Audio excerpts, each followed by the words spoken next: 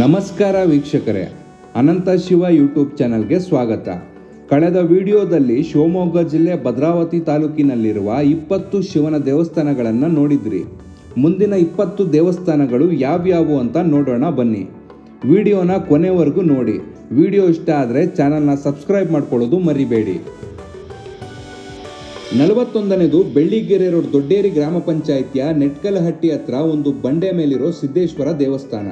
ಭೂಗಳ್ಳರು ಈ ಬಂಡೆಯನ್ನು ಹೊಡೆದು ಮಾರಿಬಿಡ್ತಾರೆ ಅನ್ನೋ ಕಾರಣಕ್ಕೆ ಈ ಬಂಡೆಯನ್ನು ಉಳಿಸೋ ಸಲುವಾಗಿ 30ರಿಂದ 40 ವರ್ಷದ ಹಿಂದೆ ಈ ಊರಿನ ಜನ ಬಂಡೆ ಮೇಲೆ ಸಿದ್ದೇಶ್ವರ ಸ್ವಾಮಿಯ ಲಿಂಗವನ್ನ ಪ್ರತಿಷ್ಠಾಪಿಸಿ ಪೂಜೆ ಮಾಡ್ತಿದ್ದಾರೆ. ಈ ಲಿಂಗ ಬಿಸಿಲಲ್ಲೇ ಇದ್ದ ಕಾರಣ ಈ ಗುಡ್ಡದ ಕೆಳಗೆ ಒಬ್ಬರು ಕೃಷಿ ಭೂಮಿಯಲ್ಲಿ ಬೋರ್ ಕೊರೆಸುವಾಗ ಆ ಕೃಷಿ ಭೂಮಿಯಲ್ಲಿ ನೀರ್ ಬಿದ್ರೆ ಶಿವನಿಗೆ ಹಾಗೂ ಅಲ್ಲಿ ಬಂದು ಪೂಜೆ ಮಾಡೋ ಜನರಿಗೆ ನೆರಳಾಗಿ ಒಂದು ಗುಡಿ ಕಟ್ಟಿಸ್ತೀನಿ ಅಂತ ಹರಕೆ ಹೊತ್ಕೊಂಡಿದ್ರು. ಒಂದೇ ಬೋರ್ಗೆ ನೀರ್ ಬೀಳತ್ತೆ.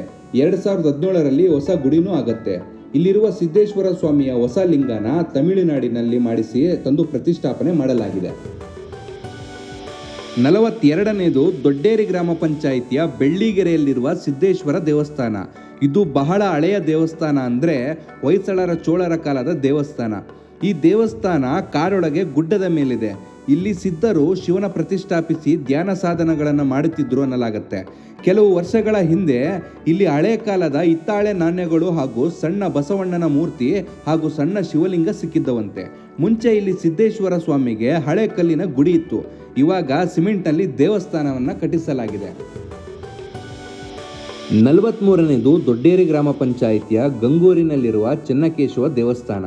ಇಲ್ಲಿರುವ ಚೆನ್ನಕೇಶವ ಸ್ವಾಮಿಯ ವಿಗ್ರಹ 60 ವರ್ಷದ ಹಿಂದೆ ಒಬ್ಬ ರೈತರು ಉಳುಮೆ ಮಾಡುವಾಗ ಅವರ ಕೃಷಿ ಭೂಮಿಯಲ್ಲಿದ್ದ ಹುತ್ತದ ಕೆಳಗೆ ಸಿಕ್ಕಿದ್ದು. ಇಲ್ಲಿರುವ ಶಿವಲಿಂಗನು ಬಹಳ ಹಿಂದೆ ಯಾರೋ ಗೊತ್ತಿಲ್ಲದ ಹಾಗೆ ಚೆನ್ನಕೇಶವ ಸ್ವಾಮಿಯ ಪಕ್ಕ ಇಟ್ಟಿ ಹೋಗಿದ್ದಾರಂತೆ. ಆ ಶಿವಲಿಂಗನು ಬಹಳ ಹಿಂದಿನ ಕಾಲದ್ದು. ಎರಡೂ ವಿಗ್ರಹದ ಕೆತ್ತನೆ ನೋಡೋಕೆ ಚೋಳ ಹೊಯ್ಸಳರ ಕಾಲದ್ದು ಅನ್ನೋ ತರ ಇದೆ. ಪಕ್ಕದಲ್ಲೇ ಹೊಸ ದೇವಸ್ಥಾನ ಕಟ್ತಾ ಇದ್ದಾರೆ. ಆದಷ್ಟು ಬೇಗ ವಿಗ್ರಹಗಳು ಹೊಸ ದೇವಸ್ಥಾನದ ಒಳಗೆ ಪ್ರತಿಷ್ಠಾಪನೆ ಆಗಲಿವೆ. 44ನೇದು ಎರೆಹಳ್ಳಿ ಗ್ರಾಮ ಪಂಚಾಯಿತಿಯ KH ನಗರದಲ್ಲಿರುವ ಮಂಜುನಾಥ ಸ್ವಾಮಿ ದೇವಸ್ಥಾನ. ಇಲ್ಲಿನ ಮಂಜುನಾಥ ಸ್ವಾಮಿಯನ್ನ 2014ರಲ್ಲಿ ಪ್ರತಿಷ್ಠಾಪನೆ ಮಾಡಿರೋದು. ಸಾಮಾನ್ಯವಾಗಿ ಶನೇಶ್ವರ ದೇವಸ್ಥಾನಗಳಲ್ಲಿ ಶನೇಶ್ವರ ಸ್ವಾಮಿಯ ಮೂರ್ತಿ ವಿಗ್ರಹ ಇರುತ್ತೆ. ಇಲ್ಲಿನ ಮಂಜುನಾಥ ಸ್ವಾಮಿಯ ಪಕ್ಕದಲ್ಲಿ ಗುಡಿಯಲ್ಲಿರುವ ಶನೇಶ್ವರ ಸ್ವಾಮಿಯದ್ದು ಆತ್ಮಲಿಂಗ. ಇಲ್ಲಿನ ಮಂಜುನಾಥ ಸ್ವಾಮಿಯದ್ದು ಏಕಶಿಲಾ ವಿಗ್ರಹ. ಕಾರವಾರದಲ್ಲಿ ಮಾಡಿಸಿ ಇಲ್ಲಿ 2014ರಲ್ಲಿ ತಂದು ಪ್ರತಿಷ್ಠಾಪನೆ ಮಾಡಿರೋದು. 45ನೇದು ಕಾರೆಹಳ್ಳಿ ಗ್ರಾಮ ಪಂಚಾಯಿತಿಯ ಕಾಳಿಂಗನಹಳ್ಳಿ ಕ್ಯಾಂಪ್ ಸೀಗೆಬಾಗಿಯಲ್ಲಿರುವ ಈಶ್ವರ ದೇವಸ್ಥಾನ. ಈ ಭಾಗದಲ್ಲಿ ವಾಸಕ್ಕೆ ಅಂತ ಇದ್ದ ಜನರು 60 ವರ್ಷದ ಹಿಂದೆ ಪಕ್ಕದಲ್ಲೇ ಇದ್ದ ಗುಡ್ಡದ ಕಾಡಲ್ಲಿ ದೇವರು ಇದೆ ಅನ್ನೋ ವಿಚಾರ ಗೊತ್ತಾಗಿ ಆ ಗುಡ್ಡ ಕಡಿಯುವಾಗ ಸಿಕ್ಕಂತ ಲಿಂಗವಿದು. ಅದನ್ನು ಈ ದೇವಸ್ಥಾನದಲ್ಲಿ ಈಶ್ವರ ಸ್ವಾಮಿಯಾಗಿ ಪ್ರತಿಷ್ಠಾಪನೆ ಮಾಡಲಾಗಿದೆ. ಈ ದೇವಸ್ಥಾನದಲ್ಲಿ ಮಹಾಶಿವರಾತ್ರಿಗೆ ಅನ್ನದಾಸೋಹ ಇರುತ್ತೆ. ಹಾಗೆ ಕಾರ್ತಿಕ ಮಾಸದಲ್ಲಿ ದೀಪೋತ್ಸವ ನಡೆಯುತ್ತೆ.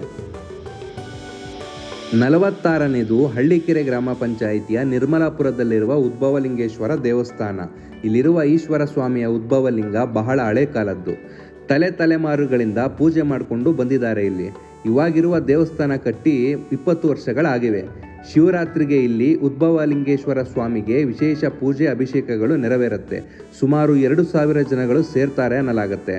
ಬರೋ ಭಕ್ತಾದಿಗಳಿಗೆ ಅನ್ನದಾಸೋಹ ಮಾಡಲಾಗತ್ತೆ. 47ನೇದು ಮಾವಿನಕೆರೆ ಗ್ರಾಮ ಪಂಚಾಯಿತಿಯ ತಾಷ್ಕೆಂಟ್ ನಗರದಲ್ಲಿರುವ ಶ್ರೀಕಂಠೇಶ್ವರ ದೇವಸ್ಥಾನ. ಈ ದೇವಸ್ಥಾನ 1994ರಲ್ಲಿ ಉದ್ಘಾಟನೆ ಆಗಿದ್ದು. ಆ ವರ್ಷದಲ್ಲೇ ಶ್ರೀಕಂಠೇಶ್ವರ ಸ್ವಾಮಿಯನ್ನು ಇಲ್ಲಿ ಪ್ರತಿಷ್ಠಾಪನೆ ಮಾಡಲಾಯಿತು. ಈ ದೇವಸ್ಥಾನದಲ್ಲಿರುವ ಶ್ರೀಕಂಠೇಶ್ವರ ಸ್ವಾಮಿಯ ಲಿಂಗವನ್ನು ತಮಿಳುನಾಡಿನ ಮದುರೈನಲ್ಲಿ ಮಾಡಿಸಿ ತಂದು ಇಲ್ಲಿ ಪ್ರತಿಷ್ಠಾಪಿಸಲಾಗಿದೆ. 48ನೇದು ಅಂತರಗಂಗೆಯಲ್ಲಿರುವ ಪ್ರಣವೇಶ್ವರ ದೇವಸ್ಥಾನ. ಈ ದೇವಸ್ಥಾನದಲ್ಲಿರುವ ಪ್ರಣವೇಶ್ವರ ಸ್ವಾಮಿಯ ಲಿಂಗವನ್ನು 2022ರಲ್ಲಿ ಪ್ರತಿಷ್ಠಾಪನೆ ಮಾಡಲಾಗಿದೆ. ಇಲ್ಲಿರುವ ಪ್ರಣವೇಶ್ವರ ಸ್ವಾಮಿಯ ಲಿಂಗವನ್ನು ಕಾಶಿಯ ನರ್ಮದಾ ನದಿಯಲ್ಲಿನ ಕಲ್ಲಿಂದ ಮಾಡಲಾಗಿದೆ. ಈ ವಿಶೇಷವಾದ ಲಿಂಗವನ್ನು ಬಾಣಲಿಂಗ ಅಂತ ಕರೀತಾರೆ.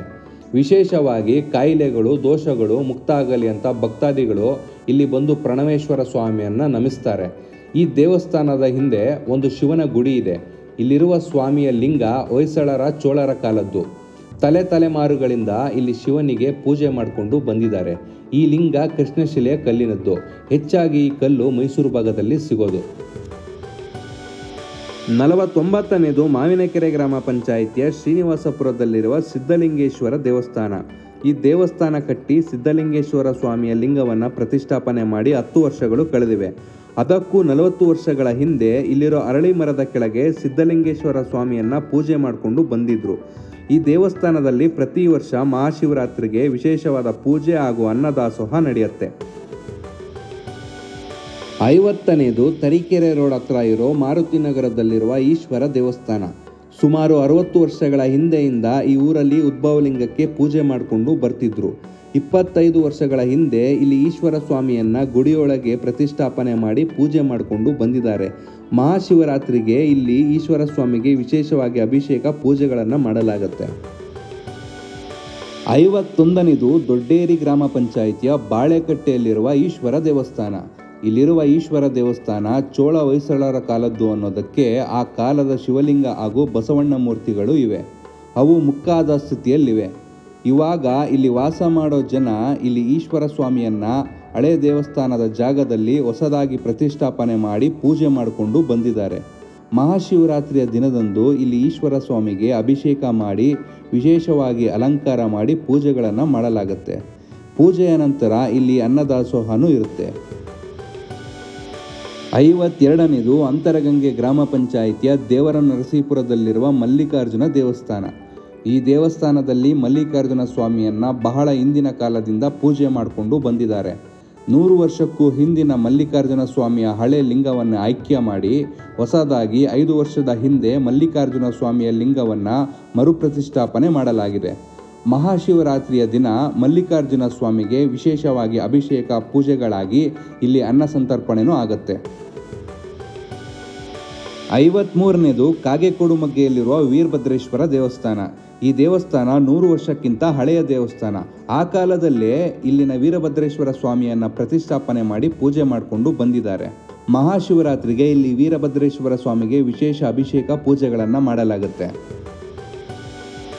54ನೇದು ಕಾಗೆಕೊಡುಮಗ್ಗೆ ಗ್ರಾಮ ಪಂಚಾಯಿತಿಯ ಬಾಬಳ್ಳಿಯಲ್ಲಿರುವ ಬಸವೇಶ್ವರ ದೇವಸ್ಥಾನ. ಈ ದೇವಸ್ಥಾನ ಸುಮಾರು 100 ವರ್ಷಕ್ಕಿಂತ ಹಳೆಯ ದೇವಸ್ಥಾನ. ಶ್ರಾವಣದಲ್ಲಿ ಪ್ರತಿ ಸೋಮವಾರ ದೇವರಿಗೆ ವಿಶೇಷ ಅಭಿಷೇಕ ಪೂಜೆಗಳಾಗುತ್ತೆ. ಬಸವ ಜಯಂತಿಗೆ ಹಾಗೂ ಎಲ್ಲ ಹಬ್ಬ ಹುಣ್ಣಿಮೆಗಳಲ್ಲಿ ಇಲ್ಲಿ ವಿಶೇಷವಾಗಿ ಪೂಜೆಗಳಾಗುತ್ತೆ. ಈ ದೇವಸ್ಥಾನ ಎದುರಿಗೆ ಒಂದು ಶಿವನ ದೇವಸ್ಥಾನ ಇತ್ತು. ಅದನ್ನು ಕೆಡವಿ ಈಗ ಹೊಸ ದೇವಸ್ಥಾನ ಕಟ್ಟಿಸ್ತಾ ಇದ್ದಾರೆ. ಅಲ್ಲಿನ ಶಿವಲಿಂಗವನ್ನು ಸದ್ಯಕ್ಕೆ ಶಕ್ತಿ ಕೇಂದ್ರೀಕರಣಕ್ಕಾಗಿ ಭತ್ತದ ಒಳಗೆ ಹೂತಿಡಲಾಗಿದೆ. 55ನೇದು ಹಳೆ ಸೀಗಬಾಗಿಯಲ್ಲಿರುವ ಈಶ್ವರ ದೇವಸ್ಥಾನ. ಈ ದೇವಸ್ಥಾನದ ಪಕ್ಕದಲ್ಲೇ ಹೊಯ್ಸಳ ಹಾಗೂ ಚೋಳರ ಕಾಲದ ಹಳೆ ವಿಗ್ರಹಗಳಿವೆ. ಈ ಜಾಗದಲ್ಲಿ ನಿಧಿ ಇದೆ ಅಂತ ಕಳ್ಳರು 3 ಬಾರಿ ಇಲ್ಲಿರುವ ವಿಗ್ರಹಗಳನ್ನು ಕಿತ್ತು ಹಾಕಿ ನಿಧಿ ಕದಿಯೋಕೆ ಪ್ರಯತ್ನ ಪಟ್ಟಿದ್ರಂತೆ. ಈ ದೇವಸ್ಥಾನದ ಹಿಂದೆ ಇರೋ ಹೊಳೆಯ ದಡದಲ್ಲಿ ಊರಿತ್ತು. ಒಂದು ಕಾಲದಲ್ಲಿ ಈ ಭಾಗದಲ್ಲಿ ಪ್ರವಾಹ ಆಗಿ ಊರು ಇವಾಗಿರುವ ಜಾಗಕ್ಕೆ ಶಿಫ್ಟ್ ಆಯಿತು. ಆದರೆ ಶಿವನ ದೇವಸ್ಥಾನವನ್ನು ಹೊಸ ಊರಿನೊಳಗೆ ಶಿಫ್ಟ್ ಮಾಡೋಕ್ಕೆ ಬಹಳ ಸಮಸ್ಯೆ ಆಯ್ತಂತೆ. ಒಂದು ಸಾರಿ ಪ್ರಯತ್ನ ಪಟ್ಟು ಹೊಸ ದೇವಸ್ಥಾನಕ್ಕೆ ಕಲ್ಲು ತರೋಕ್ಕೆ ಅಂತ ಹೋದಾಗ ಒಬ್ಬರಿಗೆ ಹಾವು ಕಚ್ಚಿ ಸತ್ತೋದ್ರಂತೆ. ಅಲ್ಲಿಗೆ ಶಿವಲಿಂಗನ ಶಿಫ್ಟ್ ಮಾಡೋ ಯೋಚನೆ ಬಿಟ್ಟು ಲಿಂಗ ಇರುವ ಜಾಗದಲ್ಲೇ ದೇವಸ್ಥಾನ ಕಟ್ಟಿ 2007ರಲ್ಲಿ ಹೊಸ ಈಶ್ವರ ಸ್ವಾಮಿಯ ಲಿಂಗವನ್ನು ಪ್ರತಿಷ್ಠಾಪನೆ ಮಾಡಿ ಪೂಜೆ ಮಾಡಿಕೊಂಡು ಬಂದಿದ್ದಾರೆ. 56ನೇದು ನಾಗತಿಬೆಳಗಲು ಗ್ರಾಮ ಪಂಚಾಯಿತಿಯ ತಳ್ಳಿಕಟ್ಟೆಯಲ್ಲಿರುವ ಮೈಲಾರಲಿಂಗೇಶ್ವರ ದೇವಸ್ಥಾನ. ಈ ದೇವಸ್ಥಾನದಲ್ಲಿ ಮೈಲಾರಲಿಂಗೇಶ್ವರ ಸ್ವಾಮಿಯನ್ನು ಪ್ರತಿಷ್ಠಾಪನೆ ಮಾಡಿ 30 ವರ್ಷಗಳಾಗಿವೆ. ಫೆಬ್ರವರಿ ಭರತ ಹುಣ್ಣಿಮೆಗೆ ಬಳ್ಳಾರಿ ವಿಜಯನಗರದ ಆದಿ ಮೈಲಾರಲಿಂಗೇಶ್ವರ ಸ್ವಾಮಿಯ ಜಾತ್ರೆ ನಡೆಯೋ ದಿನ ಇಲ್ಲೂ ಜಾತ್ರೆ ನಡೆಯುತ್ತೆ. ಅವತ್ತಿನ ದಿನ ಇಲ್ಲಿ ಅನ್ನದಾಸೋಹನೂ ಇರುತ್ತೆ. ಹಾಗೆ ಇಲ್ಲಿ ಮಹಾಶಿವರಾತ್ರಿಗೆ ಹಾಗೂ ಕಾರ್ತಿಕ ಮಾಸದಲ್ಲಿ ಮೈಲಾರಲಿಂಗೇಶ್ವರ ಸ್ವಾಮಿಗೆ ವಿಶೇಷವಾಗಿ ಪೂಜೆಗಳು ನಡೆಯುತ್ತೆ. 57ನೇದು ನಾಗತಿಬೆಳಗಲು ನಂಜುಂಡೇಶ್ವರ ದೇವಸ್ಥಾನ. ಈ ಭಾಗದಲ್ಲಿ ಪ್ರಸಿದ್ಧವಾದ ದೇವಸ್ಥಾನವಿದು.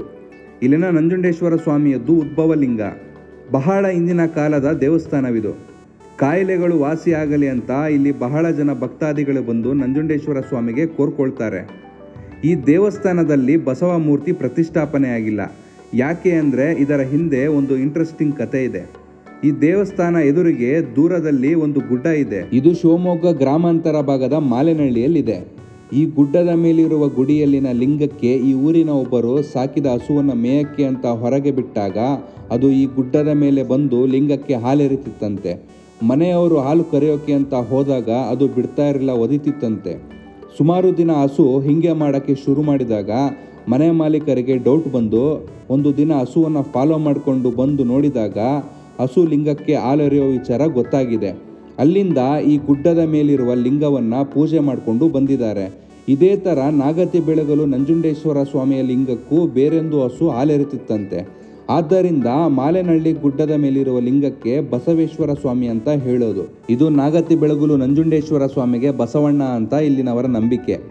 ಈ ಮಾಲೆನಹಳ್ಳಿ ಬಸವೇಶ್ವರ ಸ್ವಾಮಿಯ ಬೆಟ್ಟದ ಮೇಲೆ 2 ನೈಸರ್ಗಿಕ ಬಾವಿಗಳಿವೆ. ಈ ಬಾವಿಗಳ ವಿಶೇಷ ಅಂದರೆ ಬೇಸಿಗೆಯಲ್ಲಿ ಎಷ್ಟೇ ಬಿಸಿಲಿದ್ರೂ ಒಂದು ಬಾವಿಯಲ್ಲಿ ಆದರೂ ಒಂದು ಬಿಂದಿಗೆ ನೀರು ಸಿಕ್ಕೇ ಸಿಗತ್ತೆ ಅಂತಾರೆ ಇಲ್ಲಿ ಪೂಜೆ ಮಾಡೋ ಸ್ವಾಮಿಗಳು. ಅದೇ ನೀರಿನಿಂದ ಇಲ್ಲಿ ಬಸವೇಶ್ವರ ಸ್ವಾಮಿಗೆ ದಿನ ಅಭಿಷೇಕ ಮಾಡಿ ಪೂಜೆ ಮಾಡೋದು. ಇಲ್ಲಿರುವ ದೇವಸ್ಥಾನ ಆ ಹಸುವಿನ ಮನೆಯವರು ತಲೆಮಾರುಗಳಿಂದ ಅಭಿವೃದ್ಧಿ ಮಾಡಿಕೊಂಡು ಬಂದಿದ್ದಾರೆ. ಈ ಲಿಂಗಗಳನ್ನು ಮರುಪ್ರತಿಷ್ಠಾಪನೆ ಮಾಡಿ ಪೂಜೆಗಳು ಮಾಡೋಕ್ಕೂ ಮುಂಚೆ ಈ ಲಿಂಗಗಳನ್ನು ಸಿದ್ಧರು ಯೋಗಿ ಸನ್ಯಾಸಿಗಳು ಕೆತ್ತಿ ಇಲ್ಲಿ ಧ್ಯಾನ ಸಾಧನಗಳನ್ನು ಮಾಡಿಕೊಂಡು ಬಂದಿರಬಹುದೇನೋ ಅನ್ನೋದು ನನ್ನ ಅಭಿಪ್ರಾಯ. ಇದರ ಬಗ್ಗೆ ನಿಮಗೇನನ್ಸುತ್ತೆ ಕಮೆಂಟ್ ಮಾಡಿ. 58ನೇದು ನಾಗತಿ ಬೆಳಗಲ್ಲಿನ ಮಲ್ಲಿಕಾರ್ಜುನ ದೇವಸ್ಥಾನ. ಈ ದೇವಸ್ಥಾನ ಇರುವ ಜಾಗದ ಕೆಳಗೆ 7 ಕೊಪ್ಪರಿಗೆ ಹಣ ಇದೆ ಅಂತ ಹಗೆಯೋಕೆ ಹೋಗಿ ಒಬ್ಬ ಕೋಣ ಗುದ್ದಿ ಸತ್ತಂತೆ. ಹಾಗೆ ಚೆನ್ನಗಿರಿಯ ಸೂಳೆಕೆರೆಗೂ ಇಲ್ಲಿಗೂ ಸಂಪರ್ಕ ಇದೆ ಅನ್ನೋ ಇತಿಹಾಸದ ಮಾತಿದೆ ಅಂತೆ. ಈ ಜಾಗದಲ್ಲಿ ಉಳುಮೆ ಮಾಡುವಾಗ ಅಲ್ಲಿ ಸಿಕ್ಕಂಥ ಚೋಳರ ಹಾಗೂ ಹೊಯ್ಸಳರ ಕಾಲದ ಶಿಲೆಗಳನ್ನು ಅಲ್ಲಲ್ಲೇ ಇಟ್ಟಿದ್ದಾರೆ. ಮಲ್ಲಿಕಾರ್ಜುನ ಸ್ವಾಮಿಯ ಲಿಂಗಕ್ಕೆ 1965ರಲ್ಲಿ ಇಲ್ಲಿ ವಾಸ ಮಾಡೋ ಜನ ಗುಡಿ ಕಟ್ಟಿಸಿ ಪೂಜೆ ಮಾಡಿಕೊಂಡು ಬಂದಿದ್ದಾರೆ. ಮಹಾಶಿವರಾತ್ರಿಗೆ ಇಲ್ಲಿ ವಿಶೇಷವಾಗಿ ಮಲ್ಲಿಕಾರ್ಜುನ ಸ್ವಾಮಿಗೆ ಅಭಿಷೇಕ ಪೂಜೆಗಳು ನಡೆಯುತ್ತೆ. 59ನೇದು ನಾಗತಿ ಬೆಳಗಲು ಗ್ರಾಮ ಪಂಚಾಯಿತಿಯ ಹೊಸಹಳ್ಳಿಯಲ್ಲಿರುವ ಬಸವೇಶ್ವರ ದೇವಸ್ಥಾನ. ಇವಾಗಿರುವ ಊರು 1962ರ ಹಿಂದೆ ಇದ್ದ ಹಳೆಯ ಊರಿನ ಜಾಗದಿಂದ ಶಿಫ್ಟ್ ಆದಾಗ ಬಸವೇಶ್ವರ ಮೂರ್ತಿನೂ ಆ ಹಳೆಯ ಊರಿಂದ ಶಿಫ್ಟ್ ಆಗಿ 1962ರಲ್ಲೇ ಬಸವೇಶ್ವರ ಸ್ವಾಮಿಯ ಮೂರ್ತಿ ಈ ದೇವಸ್ಥಾನದಲ್ಲಿ ಪ್ರತಿಷ್ಠಾಪನೆ ಆಯಿತು.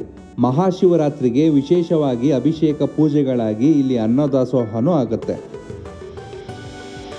60ನೇದು ಕೂಡ್ಲಿಗೆರೆ ಗ್ರಾಮ ಪಂಚಾಯಿತಿಯ ಕಲ್ಪನಹಳ್ಳಿಯಲ್ಲಿರುವ ರಾಮಲಿಂಗೇಶ್ವರ ದೇವಸ್ಥಾನ. ಇಲ್ಲಿರುವುದು ರಾಮಲಿಂಗೇಶ್ವರ ಸ್ವಾಮಿಯ ಉದ್ಭವ ಮೂರ್ತಿ. ಈ ಉದ್ಭವ ಮೂರ್ತಿ 1932ರಲ್ಲಿ ಊರಿನ ಜನಕ್ಕೆ ಸಿಕ್ಕಿದ್ದು. ಅವಾಗಿಂದ ಪೂಜೆ ಮಾಡಿಕೊಂಡು ಬಂದಿದ್ದಾರೆ. 2010ರಲ್ಲಿ ಈ ದೇವಸ್ಥಾನ ಕಟ್ಟಿಸಿ ರಾಮಲಿಂಗೇಶ್ವರ ಸ್ವಾಮಿಯ ಲಿಂಗವನ್ನು ಪ್ರತಿಷ್ಠಾಪನೆ ಮಾಡಲಾಗಿದೆ. ಮಹಾಶಿವರಾತ್ರಿಗೆ ವಿಶೇಷವಾಗಿ ಅಭಿಷೇಕ ಪೂಜೆಗಳಾಗಿ ಇಲ್ಲಿ ಅನ್ನದಾಸೋಹನೂ ಆಗುತ್ತೆ.